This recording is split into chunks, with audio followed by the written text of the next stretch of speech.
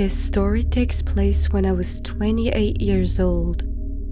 I was home alone on Christmas Eve with my 6-year-old son Ben. My husband David was still at work. I was running around, busy making dinner for everyone, notably my husband's aunt Jane. I'd never met Jane before, even my husband hadn't seen her in years. But to everyone's excitement, she was coming over for the holidays. As the sun begins to set, the doorbell rings. I open the door to find a woman about 60 years old with gray hair, a long black coat, and a wide, unnaturally hard smile on her face. "You must be Aunt Jane," I say. I assume it's her, as David told me she'd be there early. I briefly wonder what's up with her wide, fixed grin, but I figure she must be nervous, meeting our family for the first time, and so, foolishly, I welcome her in. "My," she says, smiling wide, "what a beautiful home you have." "This is our son, Ben," I tell her. "He's been looking forward to meeting you." My little boy gets closer to greet Jane, and I swear her smile only grows wider. There's nothing natural about that smile, it feels completely forced. I begin to feel a little uneasy, but I want this to go well because it's important to David's family, so I begin to show our guest around the house.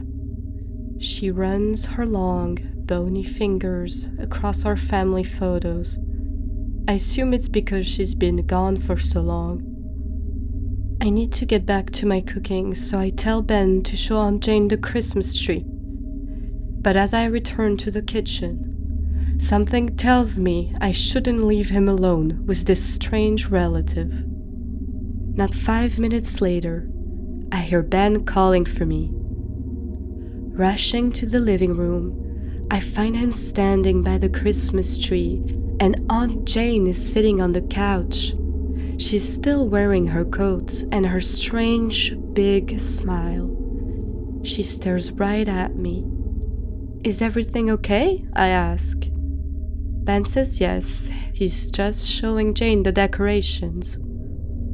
"My," says Aunt Jane, "what a beautiful tree you have." I shrug off my unease, feeling silly. I go back to the kitchen and resume my cooking, all the while keeping an ear out for what's going on in the living room. 10 minutes later, I receive a call from my husband. He tells me he's on his way from the station with his parents and his Aunt Jane. I freeze. If he's on his way with his aunt, then who did I let into our home? I drop my pen and rush back to the living room. It's 5 steps away from the kitchen, but I swear they feel like the longest run of my life. I can't breathe. There's a stranger in my home, and she's with my son. I burst into the living room. Jane is still sitting on the couch with Ben in her lap. He's looking ready to burst into tears. She's slowly patting his hair with her long, bony fingers. Slowly, she turns to me, still smiling. She says, "My, what a beautiful child you have."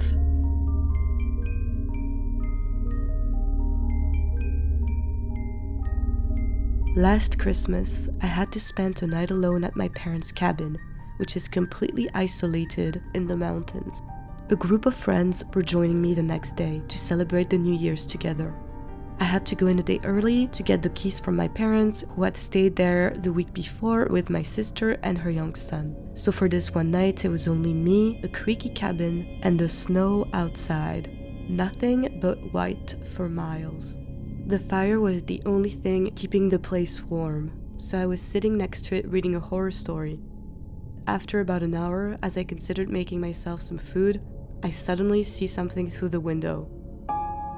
Outside in the snow, there's a snowman grinning at me. It creeps me out a little because I hadn't noticed it before. I tell myself my nephew must have made it. But in the back of my head, there's a little voice telling me this snowman was not there when I arrived at the cabin. I can't help it. I stare at it, more and more convinced this snowman doesn't feel right. The hours drag on, and that thing keeps grinning at me, nagging me. I can literally feel its eyes on me as I read my book. My pride keeps me in my spot, but the truth is that I'm growing super uncomfortable. The wind makes a loud noise, shaking the door like it wants to come inside. I suddenly picture the snowman trying to get in on his cold, snowy feet. Sounds stupid, but I hurry to the door to make sure it was properly locked. I realize that the snowman is messing with my head. I just can't shake the feeling that I'm being watched. I check the window, but it's just sitting there, chilling in the freezing night. Briefly, I wonder if it hadn't been further away before. I make my way to the kitchen to make some hot chocolate. I open a cupboard, but something's not right. I hear a noise behind me. Slowly, I turn around, heart in my throat. The snowman's grin is inches from the window. It knows I see it.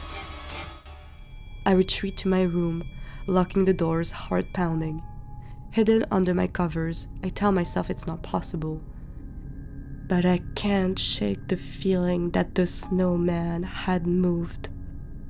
The next day, my friends arrive for Christmas, laughing and cheering. They find me in my room, still freaked out. My friend Tom looks at me like I'm a crazy person. What are you talking about? There's no snowman outside, Emma. The worst part is that he's telling the truth. There was no traces of that snowman. Did I imagine it? Maybe I had cabin fever like that guy in The Shining. Or maybe I spent the night with something that isn't supposed to be alive. I haven't been to that cabin ever since.